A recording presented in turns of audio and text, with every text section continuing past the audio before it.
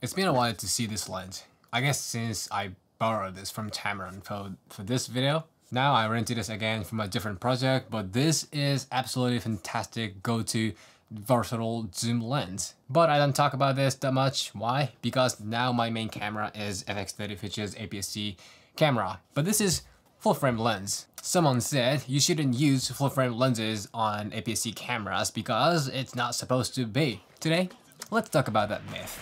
So I get a lot of comments like, how would you compare like lens A and lens B for A60, 100 series and FX30, APS-C cameras? I love to answer your question. I can feel the connection with you guys. But there is always one thing I wonder, which is either of lens is for full frame, like Sony 1655 versus Tamron 2875, which is better for FX30, for example. Obviously, Sony 1655 is APS-C lens and Tamron 2875 is full frame lens. So the focal length is not gonna be as is. Maybe that person already knows it, but wanted to use Tamron 2875 on FX30, or maybe doesn't know about it. Plus, sometimes I hear opinion like full frame lenses cannot draw the maximum ability from APS-C cameras because they are not built for that. So today, I want to organize this myth. First, what happens if you use full frame lenses on APS-C cameras? Can we even do that? Second, I'm talking about pros and cons of using full frame lenses on APS-C cameras,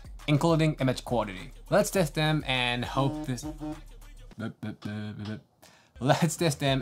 this helps your lens camera decision making. Okay, as always, before you getting into this video, please hit the subscribe if you haven't to grow this channel. I need your support. So, can we even use full frame lenses on APS-C cameras? Yes, we can. But there is something you should know about. So APS-C cameras have smaller sensor than full frame cameras, and the full frame lens are made specially for that. So the bigger glass for the smaller sensor. That means you're gonna have to waste those extra space. Losing the area means losing the focal length, means tighter focal length. How much? 1.5 times. So when you use, for example, this Tamron 20-40mm on APS-C camera, 1.5 times crop, so the focal length will be 30mm to 60mm. But anyway, yes, we can't use full frame lenses on APS-C cameras, but we can do the opposite. You know, those edges are missing, so the image will be like this. Well, you can use this in a creative way, but usually it's very hard to use. Actually, I am making some project about this camera. So what is this camera? This is Sony ZV-E1. So I am making some videos about this, so stay tuned for that. So far, using full frame lenses on APS-C cameras sounds bad idea. Crop? Hell no, sounds like we lose resolution too. Well, there are both of pros and cons of using full frame lenses on APS-C cameras. It could be a good idea, but it could be bad idea depending on you. But first, let's talk about pros. Crop. Come on, let's take it in a positive way, which means we can get the extra reach. 20mm becomes 30mm, 35mm prime becomes 52mm prime, or even 100 for 100mm becomes 150mm to 600mm. See, if your main system is APS-C and you want to have a telephoto range, you can have longer distance on APS-C cameras. So if you have that situation a lot, the situation when you need the telephoto range a lot, using full frame lenses is good idea. Pros number 2 is very related to number 1, image quality. Okay, the conclusion is that we don't lose resolution because we are not magnifying the image. It's just we only can use this area of whole area. You know what I mean? So technically, we're not losing any detail or resolution. More than that, depending on lenses, we can even get better. Because things get softer as it goes to edges. The center is very sharp, but edges are not as sharp as the center. Some budget lenses tend to have that a lot. So when you use them on APS-C cameras, you can cut those soft edges because of 1.5 times crop.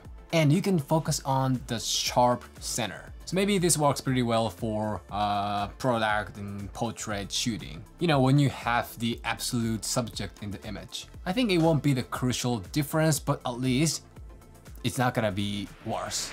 So pros number 3 is that you can have more options, more lens options. There's a tons of Sony E-mount full frame lenses out there. Genuine, Sigma, Tamron, Size 7 Artisan, Samyang, and so on. If you add them to the original lens selection, which is APS-C lenses, just think about that. Plenty and plenty and plenty lens options. Also, every company makes the best lens for full frame. When it comes to Sony, we don't have the G Master for Sony APS-C series. So if you want to have a top-notch image quality lens, you can go for G Master. But if you want to prioritize the size, weight, and versatility, you can go for small and light APS-C lenses. Like this, you can have more options by using full frame lenses on APS-C cameras. This doesn't happen with full frame cameras. There is another pros. That is, you can use that full frame lens on full frame cameras when you switch to full frame system in the future.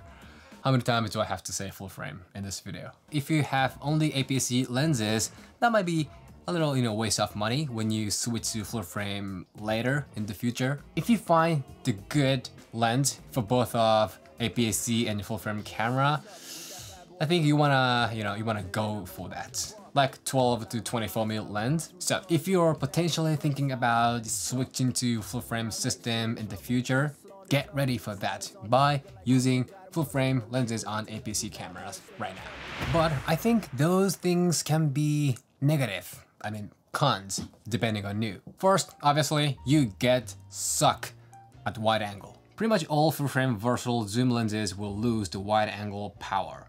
I think this will be the big deal for most of people, including myself. I said you can get the extra reach, but you gotta have to be careful about what to choose. And second, it's gonna be bigger, heavier, and more expensive, especially if you go for like a Sony G or G Master lenses, or maybe Sigma 1.4 prime lenses. You can't avoid those things. If your camera is FX30, the balance is not gonna be, bad that much. But if your camera is small, it's not gonna look and feel good. Third, possibly autofocus and IBIS don't work as well as full frame cameras. I am not sure about this because there is no way to test it. No matter what I do, it's gonna be the lens camera individual battle. Unless there is like a Sony A755 APS-C version and Sony A755 full frame version. So I don't know about this, but considering that APS-C cameras can't use everything off full frame lenses, like missing some ability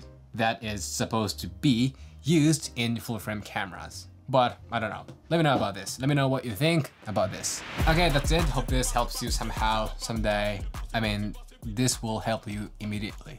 This topic is very common. I guess there are many APS-C users who are on the fence buying APS-C lenses or full frame lenses. When this little myth that you heard on the internet or from somebody like you shouldn't be using full frame lenses on APS-C cameras. Not shouldn't be, but like not legit. You know what I mean? This bothers you at least. But depending on you, depending on what to shoot, what to choose, and how to choose, how to shoot, how to use, depending on you, using full frame lenses on APS-C cameras will be the great option. Even better than APS-C lenses. The crux is there is no rule. In this camera life, in this creative life, the important thing is do whatever you want in the rule you make by yourself.